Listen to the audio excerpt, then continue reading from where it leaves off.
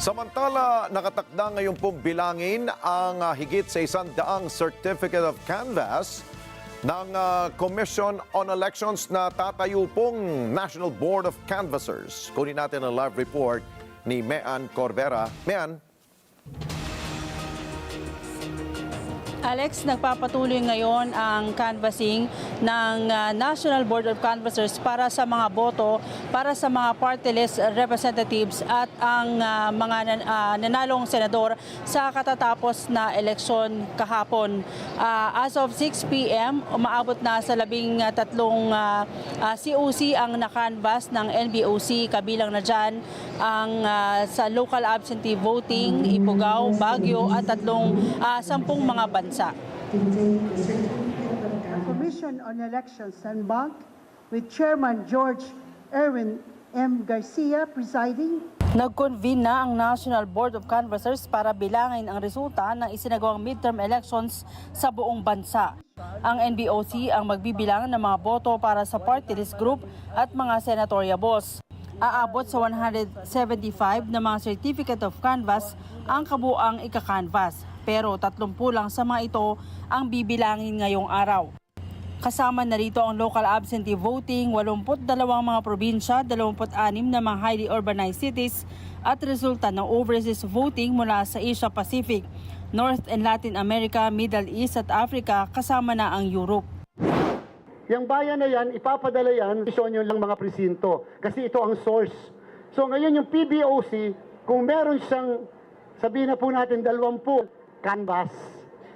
At itong provincial canvas na ito ng probinsya, ay tatransmit naman, governor, vice governor, sanggunian. Pwede na silang magpadala electronically sa amin, yung binuksan natin kahapon na CCS, canvas mula sa ibang probinsya. At ang bawat post sa abroad ay kanya-kanya rin napadala dito. Sabihin, yung po ang matatanggap namin, hindi yung individual na presinto. Unang binilang kanina ang resulta ng local absentee voting kung saan bumoto ang mga pulis, sundalo at mga kagawad ng media. Sa partial official result ng local absentee voting, lumamang ang mga kaalyado ni dating Pangulong Rodrigo Duterte na kinabibilangan ni na Senador Bongo, Ronald Bato de la Rosa, Congressman Rodante Marcoleta, Jimmy Bondoc, Attorney Raul Lambino, Attorney Vic Rodriguez, J.V. Hindo, Philip Salvador, Ariel Querubin, Apollo Kibuloy, Gringo Honasan at Colonel Bosita. Sabi ni Attorney Rex Laudianco, ang tagapagsalita ng COMELEC, sa mga nakanvas, walang COC na tinutulan ng mga abogado o alinmang kandidato. Dahil sa automated elections, walang pre-proclamation controversy. Mabilis rin ang proseso ng COMELEC sa canvassing dahil wala ng tabulation at audit group. Gayunman, hindi pa sila maglalabas ng resulta ngayon ng partial official tally. Ang anumang makakanvas ngayon i-consolidate saka i-compute at maaring bukas pa ng umaga maglabas ng resulta. Hindi rin sila maglalabas ng datos kung sino ang lumamang na mga kandidato sa pagkasenador at party list groups. Yun lang pong hinire-request na partial official hindi maibibigay on the day dahil i-compute pa po nila.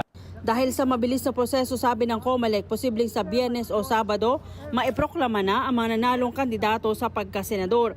Samantala, nilinaw naman ng COMELEC na kahit hindi physically present, maaring iproklama ang isang nanalong kandidato gaya ni dating Pangulong Rodrigo Duterte.